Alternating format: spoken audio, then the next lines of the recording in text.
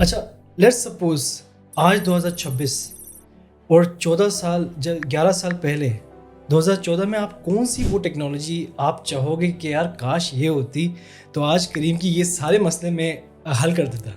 That's a very good question actually. We discussed this some time back in the company in some internal talk. If we rewind the time, what will be the thing we will do? Change, something change.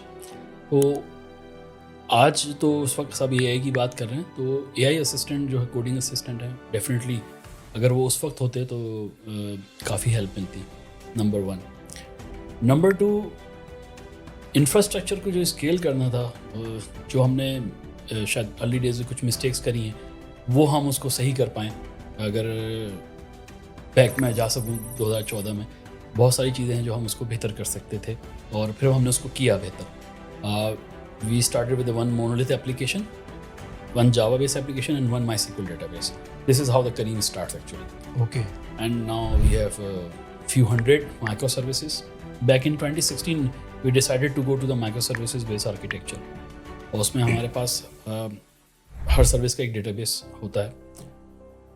Ideally उस stage तक पहुंचने में हमें थोड़ा time लगा क्योंकि legacy code था, business grow कर रहा था, चैलेंजेस थे, फिर ओवर एक्विजिशन हुई, तो कंप्लाइंस था, तो बहुत सारी चीज़ें हुई, उसमें थोड़ा हमें टाइम लगा। लेकिन now Careem is in much better shape technically, जो उसका टेक्निकल इंफ्रास्ट्रक्चर है, तो मेरे ख्याल से उसने बड़ी हेल्प करी। अब आर्किटेक्चर हमारा बहुत मैच्योर है। अब आर्किटेक्चर काफ़ी मैच्योर है, टेक्नोलॉजी इतनी आगे एडवांस हो गई तो वो सब अडॉप्ट कर ली होगी आपने विद टाइम भी। जी, उसमें एक चैलेंज जो आपने पॉइंट यहाँ किया, मेरा डिस्कशन रहता था, I was the first subject matter expert hired at Careem database का। तो उससे पहले ज़्यादातर जो लोग थे, मैं खुद भी इंटरप्राइज बैकग्राउंड से आया था।